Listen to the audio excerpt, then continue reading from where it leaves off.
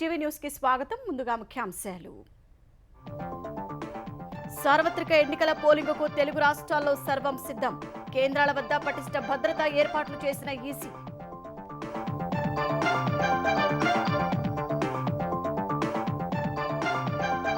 ఏపీలోని 75% కేంద్రాల్లో వెబ్కాస్టింగ్. పెద్ద ఎత్తున కేంద్ర బలగాల మోహరింపు. రీపోలింగుకు తావు లేకుండా చూస్తామన్న సీఈఓ. ఏపీకి వెళ్లే ఓటర్లకు తప్పని ప్రయాణ కష్టాలు. సరిపడా బస్సులు లేక అవస్థలు. వాహన రద్దీతో కిక్కిరిసిన రహదారులు.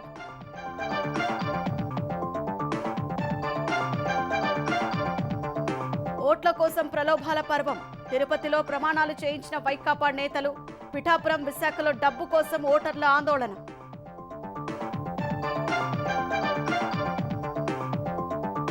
నంద్యాల ఎస్పీ రఘువీరారెడ్డిపై ఈసీ ఆగ్రహం. కోడమల్లో వైఫల్యంపై విచారణకు ఆదేశాలు. తిరుపతి జిల్లాలో 5 సీఐల బదిలీ. తెలంగాణలో లోక్సభ పోలింగుకు విస్తృత ఏర్పాట్లు. 525 మంది అభ్యర్థుల భవితవ్యం నిర్దేశించనున్న 3.17 కోట్ల మంది ఓటర్లు. దేశవ్యాప్తంగా 96 నియోజకవర్గాల్లో రేపు 4వ విడత పోలింగ్. బరిలో 2 కేంద్ర మంత్రులు సహా పలువురు ప్రముఖులు.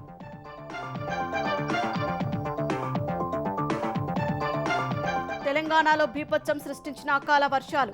పిడుగుపాటు ఘటనలో 3 మృతి, మరో 4 తీవ్ర గాయాలు.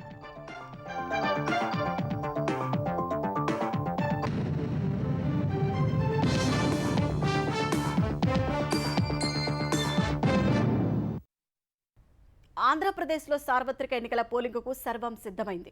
రేపు ఉదయం 7 గంటల నుంచి సాయంత్రం 6 గంటల వరకు పోలింగ్ నిర్వహించేందుకు ఈసీ ఏర్పాట్లు పూర్తి చేసింది. 25 పార్లమెంటు, 175 అసెంబ్లీ నియోజకవర్గాలకు పోలింగ్ జరగనుండగా 4,14,00,000 మంది ఓటర్లు తమ ఓటు హక్కు వినియోగించుకోనున్నారు. మొత్తం 46,389 పోలింగ్ కేంద్రాలు ఏర్పాటు చేయగా వాటిలో సుమారు 75% కేంద్రాల వెబ్కాస్టింగ్ ద్వారా పోలింగ్ను పర్యవేక్షించనున్నారు. హింసకు ఏమాత్రం తావు లేకుండా రీపోల్ పరిస్థితులు తలెత్తరాదనే లక్ష్యంతో ఈసీ పటిష్ట ఏర్పాట్లు చేసింది.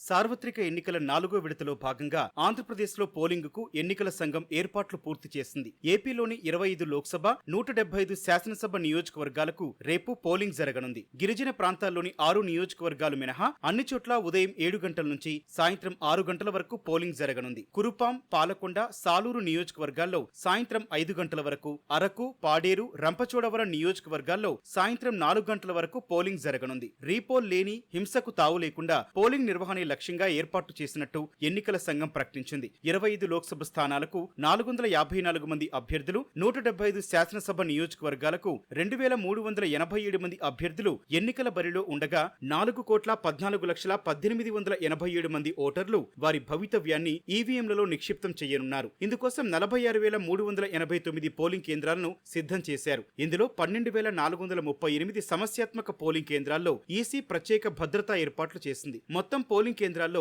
34,651 చోట్ల వెబ్కాస్టింగ్ ద్వారా పోలింగ్ ను పర్యవేక్షించనున్నారు. ప్రతి పోలింగ్ కేంద్రంలోనూ పోలింగ్ కంపార్ట్మెంట్ మినహా లోపల బయట స్పష్టంగా కనిపించేలా వెబ్ కెమెరాలు ఏర్పాటు చేసి పోలింగ్ ను పర్యవేక్షించనున్నారు. పోల్ డే మానిటరింగ్ సిస్టమ్ అనే వెబ్ అప్లికేషన్ ద్వారా ఎప్పటికప్పుడు ప్రతి కదలికను తెలుసుకునేలా ఈసీ ఏర్పాట్లు చేసింది. సమస్యాత్మకంగా ఉన్న మాచర్ల, గురజాల, వినుకొండ, పెదకూరపాడు, తిరుపతి, చంద్రగిరి, విజయవాడ సెంట్రల్, పుంగనూరు, పలమనేరు, పీలేరు, రాయచోటి, తంబళ్లపల్లి లాంటి 14 నియోజకవర్గాల్లో 100% వెబ్కాస్టింగ్ చేస్తున్నారు. అనంతపురం, అనకాపల్లి, పశ్చిమ, తూర్పు గోదావరి జిల్లాల్లోనూ వెబ్కాస్టింగ్ ద్వారా పోలింగ్ ను ఈసీ పర్యవేక్షించనుంది. పోలింగ్ విధుల కోసం నిర్దేశించిన 3.30 లక్షల మంది సిబ్బంది ఇప్పటికే ఈవీఎంలతో సహా ఆయా పోలింగ్ కేంద్రాలకు చేరుకున్నారు. పోలీసు బందోబస్తు సహా ఎన్నికల విధుల కోసం మొత్తం 5.26 లక్షల మంది సిబ్బందిని ఈసీ వినియోగిస్తోంది. పోలింగ్ కేంద్రాల వద్ద భద్రత కోసం 295 కంపెనీల సాయుధ పారామిలిటరీ బలగాలతో కలిపి మొత్తం 1,06,000 మంది పోలీసు బలగాలను భద్రతా విధుల్లో మోహరించింది. లాస్ట్ టైం మనకు 197 వచ్చినా ఈసారి 295 తెప్పించాం. ఆల్మోస్ట్ 100 ఎక్స్ట్రా కంపెనీస్ అంటే 10,000 మంది ఎక్స్ట్రా సెంట్రల్ ఫోర్స్ని తెప్పించి క్రిటికల్ పోలింగ్ స్టేషన్స్ని ఐడెంటిఫై చేసేసి అక్కడ సెంట్రల్ ఫోర్సెస్ పెట్టి తర్వాత ఈ 34,000 పోలింగ్ స్టేషన్లో మనము వెబ్కాస్టింగ్ ద్వారా బయట కూడా వీడియోగ్రాఫర్స్ని పెడుతున్నాం. What ever is happening in the polling station we'll get to know. ఎక్కడైనా ఏమైనా ఇబ్బంది వస్తే ఇమీడియట్గా మనము క్యూఆర్టీస్ ద్వారా లేకపోతే సిపిఎంఎఫ్ ద్వారా అక్కడ పోలీస్ని సిఆర్పిఎఫ్ని పంపించడానికి మనకు అవకాశం ఉంది. ఆంధ్రప్రదేశ్లో ఎవరికి ఓట్ హక్కు ఉందో, ఆయన ఇక్కడ ఉంటున్నారా లేకపోతే తెలంగాణలో ఉంటున్నారా, కర్ణాటకలో ఉంటారా, తమిళనాడు, ఓట్ హక్కు ఉంది. He has to exercise his vote. For that if he comes, ఆయన వచ్చినప్పుడు ఆయన ఫెసిలిటేట్ చేయాలి, ఎక్కడ కూడా ఆపకూడదు. We are not sealing our border. Whoever is voter should be allowed to reach the vote. ప్రలోభాల్లో భాగంగా ఇతర సిరా ద్వారా ఓటర్ల వేళ్లపై మార్కు చేస్తే కఠిన చర్యలు తీసుకుంటామని ఏపీ ఎన్నికల ప్రధానాధికారి ముఖేష్ కుమార్ మీనా హెచ్చరించారు. చెరగని సిరా ఇతరులకు అందుబాటులో ఉంటుందనేది తప్పుడు ప్రచారమని తెలిపారు. చెరగని సిరా ద్వారా ఓటర్ల వేళ్లపై వారి ఇంటి వద్దే మార్కు చేస్తున్నట్టుగా సామాజిక మాధ్యమాల్లో ప్రచారం జరుగుతోందని, ఇది వాస్తవం కాదని స్పష్టం చేశారు. చెరగని సిరా ప్రభుత్వం మాత్రమే తయారు చేస్తుందని వెల్లడించారు. ఈ సిరా కేంద్ర ఎన్నికల సంఘం వద్ద మాత్రమే అందుబాటులో ఉంటుందని తెలిపారు. ఎవరైనా ఇతర సిరాల ద్వారా చట్ట వ్యతిరేక కార్యక్రమాలకు పాల్పడితే కఠిన చర్యలు తీసుకుంటామని హెచ్చరించారు. ఓట్ల కోసం నోట్ల పంపిణీలో వైకాపా నేతల తీరుపై పలుచోట్ల ప్రజలు ఆందోళనకు దిగుతున్నారు. కాకినాడ జిల్లా పిఠాపురంలో వైకాపా అభ్యర్థి వంగాగీత కార్యాలయాన్ని ఓటర్లు చుట్టుముట్టారు. వైకాపా నాయకులు కొంతమందికి మాత్రమే డబ్బు ఇచ్చారని, తమకు ఇవ్వలేదంటూ ఆందోళనకు దిగారు. డబ్బులు ఇస్తామని చెప్పి మోసం చేశారని ఆగ్రహం వ్యక్తం చేశారు. పోలీసులు ఓటర్లతో మాట్లాడి అక్కడి నుంచి పంపేశారు. ఎన్నికల్లో డబ్బు ఇవ్వడం లేదంటూ విజయవాడ పశ్చిమ, రూరల్, మైలవరం ప్రజలు వైకాపా ఎంపీ అభ్యర్థి కేశినేని నాని కార్యాలయం వద్ద ఆందోళనకు దిగారు. సాయంత్రం తమ వాళ్లు మిమ్మల్ని కలుస్తారని సర్ది చెప్పి వారిని స్థానిక నేతలు అక్కడి నుంచి పంపేశారు. విశాఖ తూర్పు వైకాపా అభ్యర్థి ఎంవివి సత్యనారాయణ ఇంటి వద్ద ఉద్రిక్తత తలెత్తింది. డబ్బు అందలేదంటూ ఆయన ఇంటిని ఓటర్లు చుట్టుముట్టగా సత్యనారాయణ గేటుకు తాళం వేసుకుని ఇంటి లోపలికి వెళ్లిపోయారు. తిరుపతిలోని కొర్లగుంట ఆంజనేయ స్వామి ఆలయంలో ఓటర్ల చేత వైకాపా నాయకులు ప్రమాణం చేయించారు. కుటుంబమంతా వైకాపాకే ఓటు వేయాలని town bank chairman Ketham Ramarao ప్రమాణం చేయించారు. కాకినాడ జిల్లా కొండవరంలో ప్రమాణం చేస్తేనే డబ్బులు ఇస్తామని వైకాపా నేతలు చెప్పడంతో ఓటర్లు ఎదురు తిరిగారు. ప్రమాణం చేసేది లేదంటూ రోడ్డెక్కి ఆందోళన చేశారు. తమ పేరుపై డబ్బులు తీసుకుని పంచట్లేదని ఓటర్లు నిరసన వ్యక్తం చేశారు. మా కుటుంబం ఓట్లు, మా బంధువర్గం ఓట్లంతా నేను ఫ్యాన్కే ఓట్లు వేపిస్తానని ప్రమాణం చేస్తున్నానమ్మా. నెక్స్ట్ ఇంకా ఎవరు శివుడు సాక్షిగా, ఆంజనేయ స్వామి సాక్షిగా నా ఓటు, మా ఇంటి వాళ్ళ ఓటు ఫ్యాన్కే ఓటేస్తాము. ఎన్నికల వేళ ఫ్లయింగ్ స్క్వాడ్ పెద్ద ఎత్తున నగదు, మద్యం, ఇతర వస్తువులను స్వాధీనం చేసుకుంది. విశాఖ పాండురంగాపురంలో కారులో తరలిస్తున్న ₹1.5 పోలీసులు పట్టుకున్నారు. సి విజిల్ ఫిర్యాదుతో ఫ్లయింగ్ స్క్వాడ్ తనిఖీలు చేశాయి. తనిఖీల్లో అధికారులు నగదు గుర్తించగా నిందితులు కారు వదిలి పరారయ్యారు. ఒంగోలు వెంకటేశ్వర కాలనీలో భారీగా బియ్యం బస్తాలను ఫ్లయింగ్ స్క్వాడ్ పట్టుకుంది. ఓటర్లకు పంచేందుకు బియ్యం బస్తాలు తీసుకొచ్చినట్లు గుర్తించింది. పక్కా సమాచారంతో 5 లారీల బియ్యం బస్తాలను అధికారులు పట్టుకున్నారు. మద్దిపాడు మండలం గ్రోవ్ సెంటర్లోని రైస్ మిల్లు నుంచి ఆ బియ్యం బస్తాలు వచ్చినట్లు పోలీసులు తెలిపారు. ఆ రైస్ మిల్లులోనూ రవాణాకు సిద్ధంగా ఉన్న మరో లారీ బియ్యం సీజ్ చేసినట్లు వెల్లడించారు. ఎన్టీఆర్ జిల్లా జి కొండూరు మండలం ముత్యాలంపాడులో వైకాపా నాయకుడి ఇంట్లో ₹40 లక్షల స్వాధీనం చేసుకున్నారు. శ్రీ సత్యసాయి జిల్లా రొద్దం మండలం ఆర్ లోచర్లలో 192 కర్ణాటక మద్యం ప్యాకెట్లను తరలిస్తున్న ఇద్దరిని పట్టుకున్నారు. 288 ప్యాకెట్ల మద్యాన్ని బైక్పై తరలిస్తున్న మరో ఇద్దరిని అదుపులోకి తీసుకున్నారు. పల్నాడు జిల్లా కారంపూడి మండలం వేపకంపల్లిలో ఓటర్లకు డబ్బులు పంచుతున్న వ్యక్తిని గ్రామస్తులు పోలీసులకు అప్పగించారు. నిందితుడి నుంచి ₹6,30,000 స్వాధీనం చేసుకున్నట్లు వెల్లడించారు. ఎన్నికల కోడ్ అమల్లో విఫలమైన నంద్యాల ఎస్పీ రఘువీరారెడ్డిపై చర్యలకు కేంద్ర ఎన్నికల సంఘం ఆదేశించింది. కోడ్ అమల్లో విఫలమైన ఎస్పీపై ఛార్జెస్ ఫైల్ చేయాలని, శాఖాపరమైన విచారణ జరపాలని డీజీపీని కేంద్ర ఎన్నికల సంఘం ఆదేశించింది. ఎస్పీతో పాటు ఎస్డీపీఓ రవీంద్రనాథ్ రెడ్డి, సీఐ రాజారెడ్డిపైన చర్యలకు ఆదేశించింది. 144 సెక్షన్ అమల్లో ఉన్నప్పటికీ అనుమతి లేకుండా జనం పోగొట్టడం, సరిగా బందోబస్తు ఏర్పాట్లు చేయకపోవడంపై ఈసీ ఆగ్రహం వ్యక్తం చేసింది. తిరుపతికి చెందిన 5 సీఐలపై ఎన్నికల సంఘం బదిలీ వేటు వేసింది. సీఐలు జగన్మోహన్ రెడ్డి, అంజు యాదవ్, అమర్నాథ్ రెడ్డి, శ్రీనివాసులు, వినోద్ కుమార్ను అనంతపురంకు బదిలీ చేస్తూ ఆదేశాలను జారీ చేసింది. అధికార పార్టీకి అనుకూలంగా పనిచేస్తున్నారని ప్రతిపక్షాలు వారిపై ఈసీకి పలు ఫిర్యాదులు చేశాయి. వాటిని సమీక్షించిన ఈసీ 5 అనంతపురం ఎన్నికల విధులకు బదిలీ చేసింది. ఓట్లు వేసేందుకు హైదరాబాద్ సహా వివిధ ప్రాంతాల ప్రజలు సొంతూళ్లకు వెళ్తుండగా ప్రయాణ ప్రాంగణాలు కిటకిటలాడుతున్నాయి. బస్ స్టాండ్లు, రైల్వే స్టేషన్లు ప్రయాణికులతో కిక్కిరిసిపోయాయి. రద్దీకి తగ్గట్టు బస్సులు లేక ప్రజలు తీవ్ర ఇబ్బందులు పడుతున్నారు. ఏపీలో అయితే ఏపీఎస్ఆర్టీసీ అధికారులు రెగ్యులర్ సర్వీసులను సైతం రద్దు చేయగా సొంతూళ్లకు వెళ్లేందుకు జనం అవస్థలు పడుతున్నారు. సొంత వాహనాల్లో బయలుదేరిన వారితో టోల్ గేట్ల వద్ద రద్దీ నెలకొంది. సార్వత్రిక ఎన్నికల్లో ఓటు వేసేందుకు హైదరాబాద్ సహా వివిధ ప్రాంతాల నుంచి ప్రజలు సొంతూళ్ల బాట పట్టిన వేళ బస్టాండ్లు, రైల్వే స్టేషన్లు, జాతీయ రహదారులు రద్దీగా మారాయి. MGBS, JBS, Miyapur, LB Nagar, Uppal సహా పలు ప్రాంతాల్లోని బస్టాండ్లు ప్రయాణికులతో కిటకిటలాడుతున్నాయి. ఏపీకి వెళ్లే వారితో విజయవాడ, రాయలసీమ, కోస్తాంధ్ర వైపు వెళ్లే బస్సులు కిక్కిరిసిపోతున్నాయి. టీఎస్ఆర్టీసీ, ఏపీఎస్ఆర్టీసీ అదనంగా సర్వీసులు నడుపుతున్నా సమయానికి బస్సులు దొరక్క జనం తీవ్ర ఇబ్బందులు పడుతున్నారు. సికింద్రాబాద్, కాచిగూడ, నాంపల్లి, లింగంపల్లి రైల్వే స్టేషన్లో సొంతూళ్లకు వెళ్లే వారితో కిక్కిరిసిపోయాయి. దక్షిణ మధ్య రైల్వే అదనపు సర్వీసులు నడుపుతున్నా రద్దీకి తగినట్లుగా సరిపోవడం లేదు. సొంత వాహనాల్లో స్వగ్రామాలకు బయలుదేరిన వారితో హైదరాబాద్, విజయవాడ, హైదరాబాద్, వరంగల్ తదితర రహదారులపై వాహనాల రద్దీ కొనసాగుతోంది. ఏపీకి వెళ్తున్న వారితో పాటు సూర్యాపేట, ఖమ్మం వెళ్లే వారితో పంతంగి టోల్ ప్లాజా వద్ద నిన్నటి నుంచి వాహనాలు బారులు తీరి నెమ్మదిగా కదులుతున్నాయి.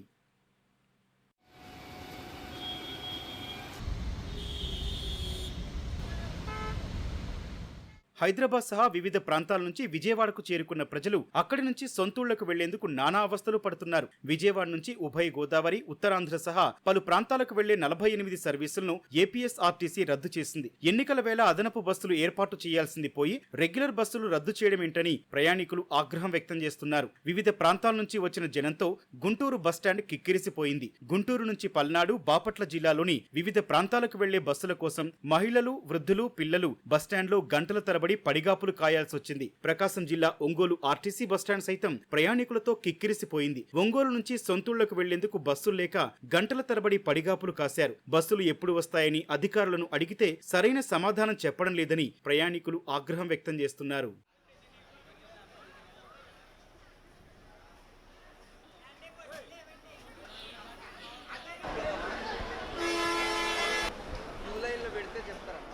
అనంతపురం సత్యసాయి జిల్లా కదిరి బస్టాండ్లో సైతం రద్దీ కనిపించింది. పల్లె వెలుగు బస్సులను అధికారులు పూర్తిగా రద్దు చేయగా ప్రయాణికులు సొంతూళ్లకు వెళ్లేందుకు నానా అవస్థలు పడ్డారు. ఇదే అదునుగా ప్రైవేటు వాహనాల యజమానులు ఛార్జీలను భారీగా పెంచారు. సాధారణ రోజుల కంటే 2-3 రెట్లు అధిక ఛార్జీలు వసూలు చేస్తున్నారని జనం వాపోతున్నారు. తెలంగాణలో లోక్సభ ఎన్నికలతో పాటు సికింద్రాబాద్ కంటోన్మెంట్ ఉప ఎన్నికకు సర్వం సిద్ధమైంది. రేపు ఉదయం 7 గంటల నుంచి సాయంత్రం 6 వరకు పోలింగ్ జరగనుంది.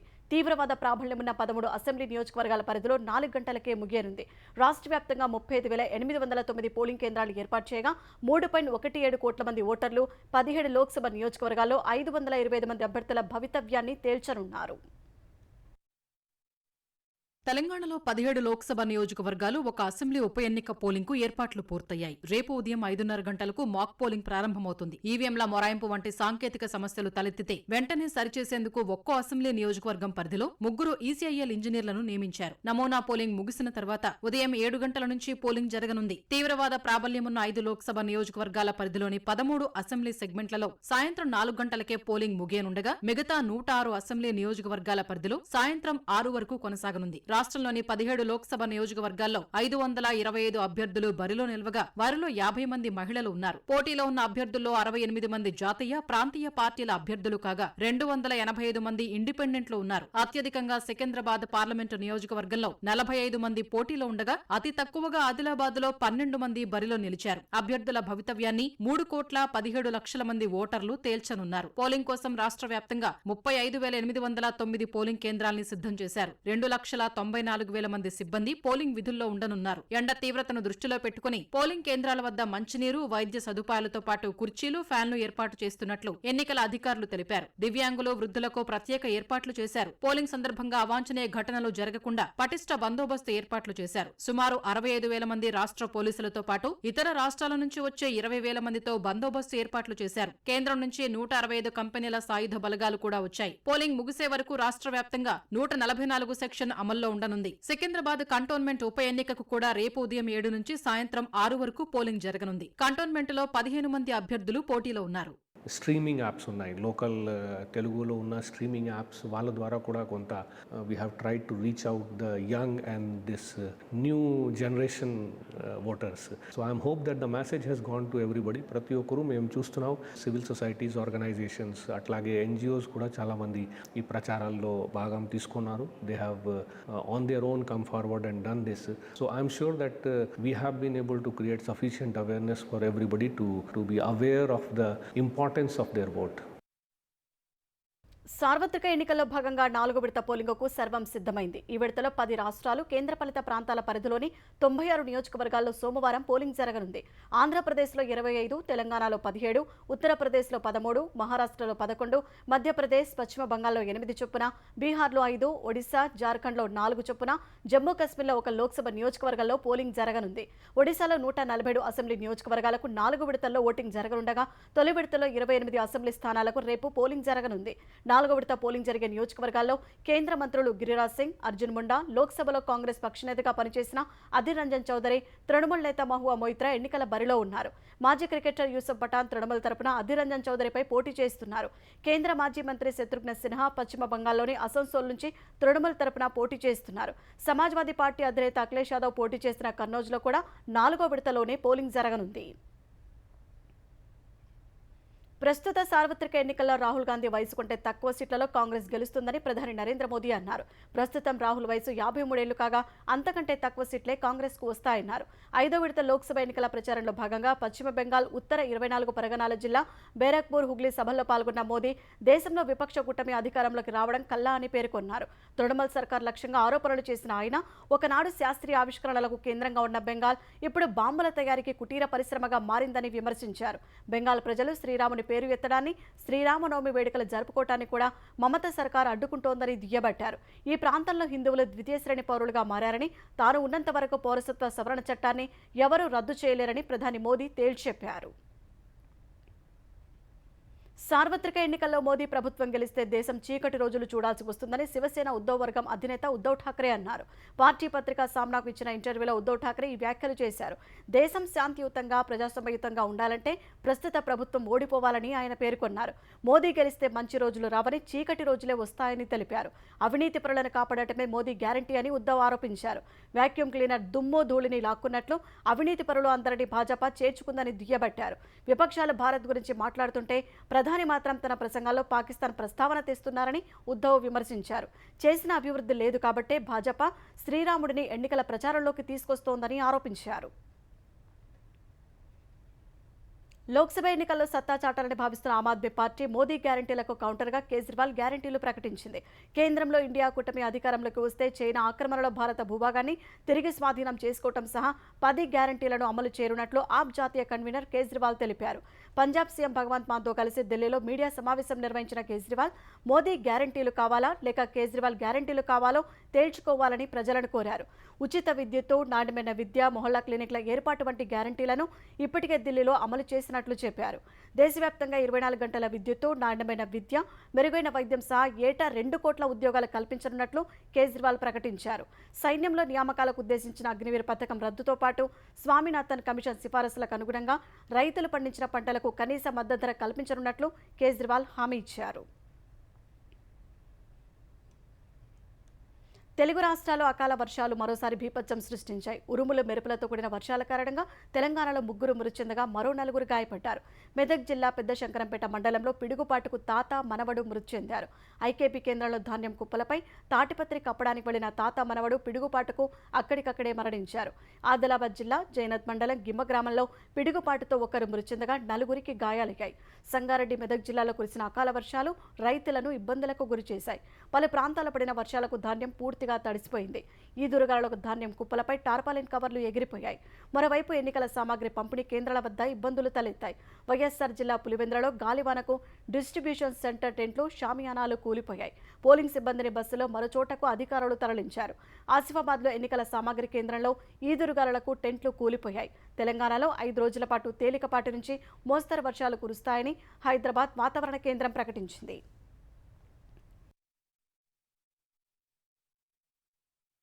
తెలంగాణలో భారీ వర్ష సూచన నేపథ్యంలో కలెక్టర్లు, ఇతర ఉన్నతాధికారులు అప్రమత్తంగా ఉండాలని ముఖ్యమంత్రి రేవంత్ రెడ్డి ఆదేశించారు. కొనుగోలు కేంద్రాల్లో ధాన్యం తడిచిన రైతులు ఆందోళన చెందవద్దన్న సీఎం ఆ ధాన్యాన్ని కొనుగోలు చేయాలని అధికారులను ఆదేశించారు. ఆదిలాబాద్, మెదక్, సంగారెడ్డి జిల్లాల్లో గాలివాన, పిడుగులు పడిన ఘటనలపై సీఎం ఆరా తీశారు. ఎక్కడ ఎలాంటి ఆపద వచ్చినా అధికారులు, సిబ్బంది వెంటనే సహాయక చర్యలు చేపట్టాలన్నారు. మెదక్ జిల్లా పెద్ద శంకరంపేట మండలంలో పిడుగుపడి 2 మృతి చెందడంపై విచారం వ్యక్తం చేసిన రేవంత్ రెడ్డి మృతుల కుటుంబాలను ఆదుకుంటామని హామీ ఇచ్చారు. ఆదిలాబాద్ జిల్లా జైనత్ మండలం గిమ్మ గ్రామంలో పిడుగుపాటుతో గాయపడిన వారికి వైద్య సాయం అందించాలని అధికారులను సీఎం ఆదేశించారు. పాక్ ఆక్రమిత కశ్మీర్లో పాకిస్తాన్పై వ్యతిరేకత అంతకంతకు పెరుగుతోంది. పాకిస్తాన్ నుంచి పీఓకేకు విముక్తి కల్పించి భారత్లో విలీనం చేయాలని భారత ప్రభుత్వానికి అక్కడి ప్రజలు విజ్ఞప్తి చేస్తున్నారు. భారత్కు చెందిన భూభాగాన్ని ఆక్రమించిన పాకిస్తాన్ అక్కడి ప్రజలను ద్వితీయ శ్రేణి పౌరుల్లా చూస్తోందనే ఆరోపణలు వెళ్లవెత్తుతున్నాయి. పీఓకేలో అధిక ధరలను నిరసిస్తూ ప్రజలు ఆందోళన చేయగా వారిపై పోలీసులు విరుచుకుపడ్డారు. పోలీసుల తీరును నిరసిస్తూ పీఓకే ప్రజలు మరోసారి ఆందోళన చేపట్టారు. ప్రజలకు భద్రతా దళాలకు మధ్య ముజఫరాబాద్, దడ్యాల్, మిర్పూర్, పీఓకేలోని ఇతర ప్రాంతాల్లో ఘర్షణ జరిగింది. శాంతియుతంగా ఆందోళన చేస్తున్న ప్రజలపై పాకిస్తాన్ సైన్యం బాష్పవాయు గోళాలు, రబ్బరు బుల్లెట్లు ప్రయోగించింది. అవామీ యాక్షన్ కమిటీ పేరుతో ఆందోళనకు దిగిన ప్రజలు బంగ్లా డ్యాం నుంచి ఎలాంటి పన్నులు లేకుండా విద్యుత్ సరఫరా చేయాలని డిమాండ్ చేశారు. పాకిస్తాన్ తమ వనరులను దోచుకుని తమకు ఏమీ ఇవ్వడం లేదని పీఓకే ఉద్యమ నేత అయూబ్ మిర్జా ఆరోపించారు. పాకిస్తాన్ ప్రోద్బలంతో ప్రజలను అణచివేస్తున్నారని ఆవేదన వ్యక్తం చేశారు.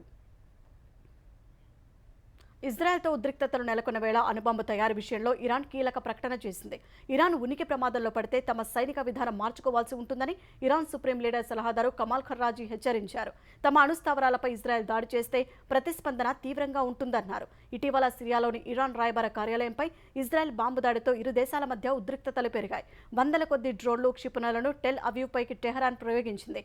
ఇరాన్ను అణు కార్యక్రమానికి దూరం చేసేందుకు గతంలో ఐఏఈఏ చేసిన ప్రయత్నాలు ఫలించలేదు. ఆ సంస్థ అధిపతి రాఫెల్ గ్రూసీ ఇరాన్పై తీవ్ర అసంతృప్తి వ్యక్తం చేశారు. చర్చలకు ఆ దేశం సహకరించడం లేదని పేర్కొన్నారు.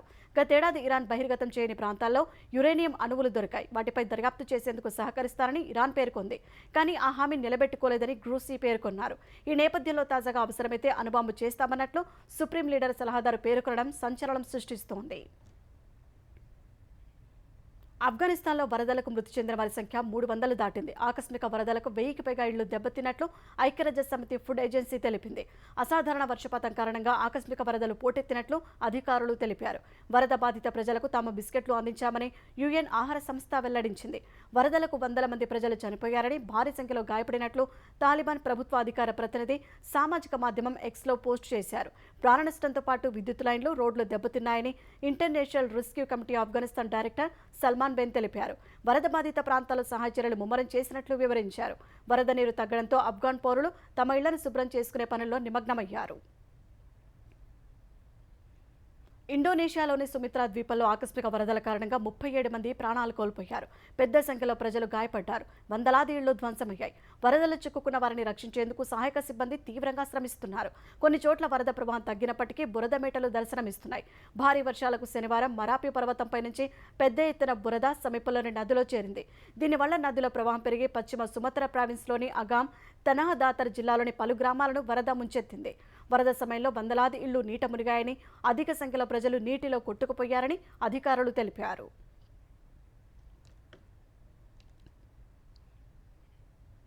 ఉత్తరాఖండ్లో బద్రీనాథ్ ఆలయం తలుపులు తెరుచుకున్నాయి. 6 నెలల తర్వాత వేద మంత్రోచ్చారణలు, డప్పు, నాదాస్వర వాయిద్యాల నడుమ ఆలయ తలుపులను పూజారులు తెరిచారు. ఈ సందర్భంగా ఆలయాన్ని అందంగా అలంకరించారు. ఆలయ తలుపులు తెరవడంతో చార్ధామ్ యాత్ర అధికారికంగా ప్రారంభమైంది. చార్ధామ్ యాత్రలో బద్రీనాథ్, కేదార్నాథ్, యమునోత్రి, గంగోత్రి ఆలయాలను భారీ సంఖ్యలో భక్తులు దర్శించుకుంటారు. బద్రీనాథ్ ఆలయ తలుపులు తెరుచుకోగానే ఆలయం లోపలికి భక్తులు పోటెత్తారు. వర్షాన్ని కూడా లెక్క చేయకుండా భారీగా భక్తులు తరలివచ్చారు. కేదార్నాథ్, యమునోత్రి, గంగోత్రి ఆలయాల తలుపులను అక్షయ తృతీయ సందర్భంగా శుక్రవారమే తెరిచారు.